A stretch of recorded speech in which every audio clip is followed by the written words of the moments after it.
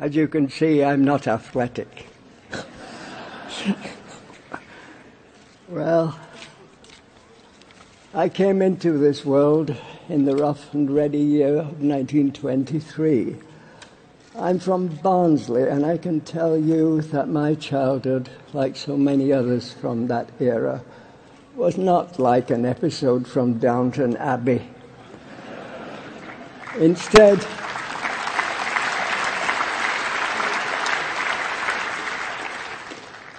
it was a barbarous time.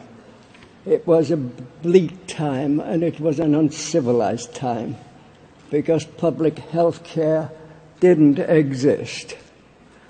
Back then, hospitals, doctors, and medicine were for the privileged few, because they were run by profit rather than for vital state service that keeps a nation's citizens and workers fit and healthy. My memories stretch back almost 100 years, and if I close my eyes, I can smell the poverty that oozes from the dusky tenement streets of my boyhood.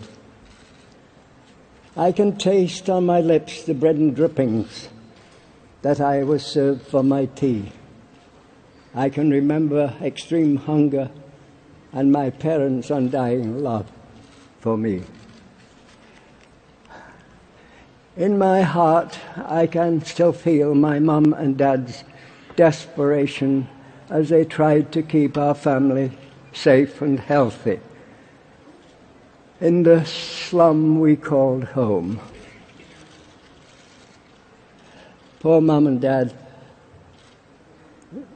no matter how hard they tried to protect me and my sisters, the cards were stacked against them, because common disease controlled our neighborhood and snuffed out life like a cold breath on a warm candle's flame. I still remember hearing, while I played as a child on my front step, the anguished cries that floated from a nearby neighbor's window. They were the screams from a woman dying from cancer who couldn't afford morphine to ease her passage from this life.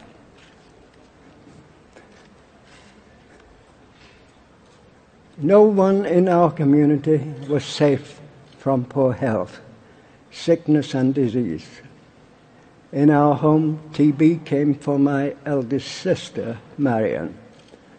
Tuberculosis tortured my sister and left her an invalid that had to be restrained with ropes tied around her bed. My parents did everything in their power to keep Marion alive and comfortable, but they just didn't have the dosh to get her the best clinics, find her the best doctors, or the right medicines. Instead, she wasted away before our eyes until my mother could no longer handle her care, and she was dispatched to the workhouse infirmary, where she died at the age of 10, 87 years ago. Mum and Dad couldn't afford to bury their darling daughter, so like the rest of our country's indigent, she was dumped in a nameless into a pauper's pit. My family story isn't unique. Sadly, rampant poverty and no health care were the norm for the Britain of my youth. That injustice galvanized my generation to become, after the Second World War, the tide that raised all boats.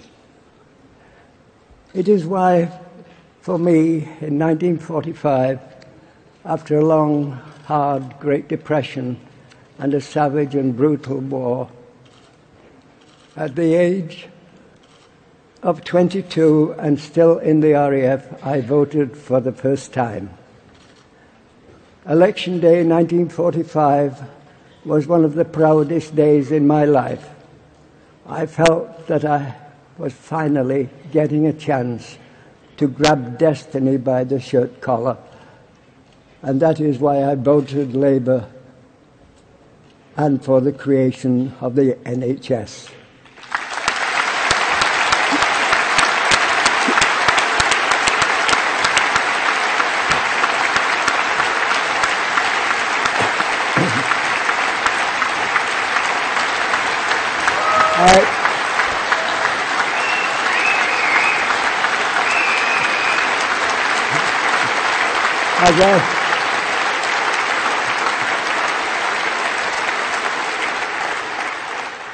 As I stand here today, my heart is with all those people from my generation who didn't make it past childhood, didn't get an education, grow as individuals, marry, raise a family, and enjoy the fruits of retirement, because they died needlessly and too early in another era of austerity.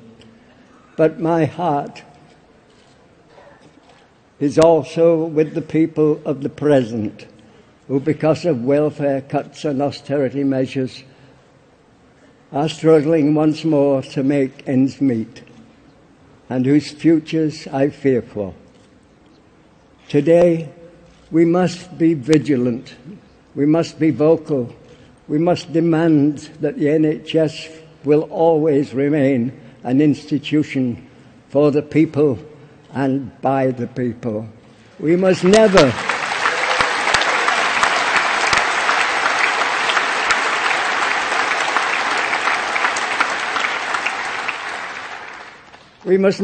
ever let the NHS free from our grasp, because if we do, your future will be my past.